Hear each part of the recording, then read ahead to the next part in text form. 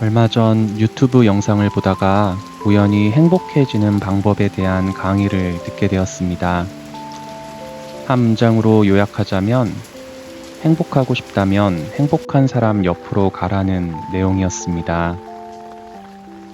행복하고 긍정적인 사람, 즉 좋은 상황의 사람들과 어울리면 자신도 행복해질 가능성이 크고, 반대로 불행하고 부정적인 사람, 고통 중에 있는 사람들과 함께하면 자신도 영향을 받아 불행해질 가능성이 크다는 것을 여러 가지 사례와 나름의 근거를 대며 설명합니다. 들으면서 정말 맞는 이야기이고 어쩌면 너무도 당연한 이야기라는 생각이 들었습니다. 그런데 다 듣고 나서 왠지 모르게 아쉬웠습니다. 그렇게만 딱 결론 내리는 것이 조금은 섭섭했습니다. 좀 더 나아갈 수는 없었을까? 성공하려면 밝은 에너지로 도움을 줄 사람을 만나고 불행한 사람을 피하라는 것은 개인의 심리와 건강의 측면에서는 도움이 되는 현명한 조언입니다. 하지만 좀 더 깊게 생각해 보면 그런 식의 생각은 세상을 위해서도 개인을 위해서도 결코 바람직하지 않은 방향이 될 수도 있다는 생각을 해보았습니다. 그 교수님의 말대로 행복한 사람과 같이 하면 나 역시 좋은 에너지를 받아 건강하고 행복해질 확률이 높습니다. 성공한 사람들과 어울리면 무언가 이득이 떨어질지도 모를 일입니다. 반대로 불행하고 우울한 사람이 옆에 있으면 당연히 몸에 힘이 빠지고 정신소모도 클 수밖에 없습니다. 오랜 기간 간병을 하신 분들이거나 지속적으로 상담을 하시는 분들, 또 장기간 고통의 현장 속에 계셔야 했던 분들은 이 우울한 기운의 전염성을 더 잘 이해하실 겁니다. 그래서 우리의 몸은 본능적으로 그러한 상황을 최대한 피하고 싶어 합니다. 그런데 정말 다들 그러한 선택만 한다면 이 세상은 어떻게 될까요? 행복한 사람과 불행한 사람의 양극화는 계속 심해지지 않을까요? 세상에는 자기 의지와 상관없이 몸과 마음이 아픈 사람들, 우울하고 부정적인 세상을 만나야만 했고, 그러한 시선을 가질 수밖에 없었던 사람들이 많이 있습니다. 또 당장 생계가 힘들 정도로 가난한 사람들, 다른 사람들의 도움과 연대를 반드시 필요로 하는 사람들, 긍정적으로 살라는 어설픈 훈계가 되려 폭력으로 느껴질 사람들이 이 세상에는 정말 많이 있습니다. 내 가족, 내 주위 사람들 중 누군가가 이미 부분적으로 그런 사람일 수도 있고, 나 역시 언제 어떻게 그런 상황이 닥칠지 모릅니다.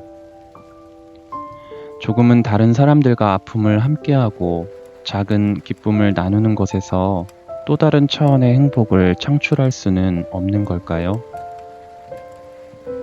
나의 서양 미술 순례, 내 서재 속 고전 등의 저서로 알려진 서경식 교수는 교양을 가리켜 타인에 대한 상상력이라고 정의합니다. 지식의 양이 아니라 공감 능력이 교양을 말해준다는 그분의 생각이 참 인상적이었습니다.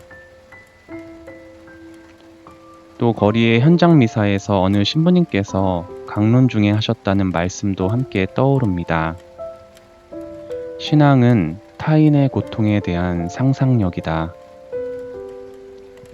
다른 사람의 아픔에 공감할 수 있는 능력이야말로 신앙의 유무를 판단하는 신앙의 척도라는 말씀으로 알아들었습니다.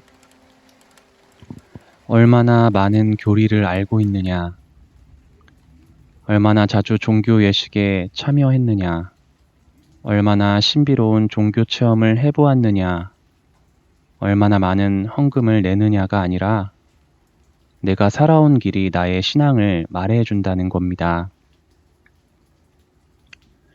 타인을 위해 내가 쏟은 그 시간 때문에 필연적으로 남길 수밖에 없었던 그 흔적들, 누군가의 아픔을 함께하면서 지쳐갔던 내 몸과 마음, 조금은 궁핍해진 내 주머니, 그렇게 더불어 살고자 고뇌했던 내 삶의 조각들이 나의 교양, 나의 신앙을 말해주고 있다는 겁니다.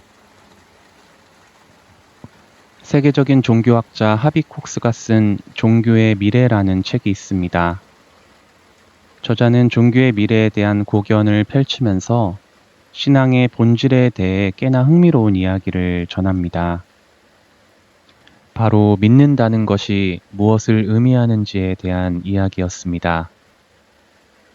저자는 믿음과 신앙을 구분하여 설명합니다.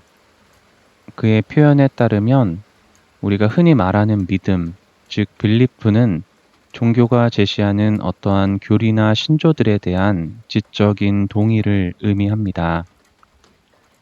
반면 신앙이라고 번역할 수 있는 faith은 우리의 삶의 방식과 태도를 결정짓는 실존적인 확신과 결단을 뜻한다고 합니다. 두 용어를 굳이 구분하면서까지 그가 말하고자 했던 것은 무엇이었을까요? 제가 이해하기로는 그것은 믿음의 본질에 대한 이야기였습니다. 지적인 동의를 넘어서 삶의로의 동의를.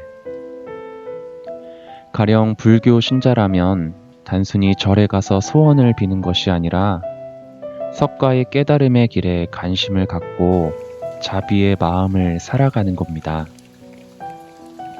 또 자신이 그리스도교인이라면 예수가 품고 살아냈던 그 가치와 세계관을 종교 형식으로서만이 아니라 온몸으로, 삶으로 살아가는 것이 진짜 신앙이고 진짜 믿음이라는 이야기입니다. 평생을 고통받는 사람들 곁에 머물다가 결국 모든 것을 소진시킨 채 십자가에 매달린 2000년 전 예수는 오늘날 종교인이라고 자부하는 사람들에게 이렇게 물을 것만 같습니다. 당신은 조금이라도 자신을 소진시켜가며 누군가를 위해 본 적이 있습니까? 당신은 단 한 번이라도 그렇게 바보처럼 어쩌면 미련하도록 뜨겁게 누군가를 품어본 적이 있나요? 당신에게는 십자가의 상처가 있습니까? 당신이 입는 예복이나 당신이 품고 있는 종교적 신념이나 당신이 불리어지는 직책의 이름이 아니라 그 십자가의 상처가 당신의 신앙을 증명해 줄 겁니다.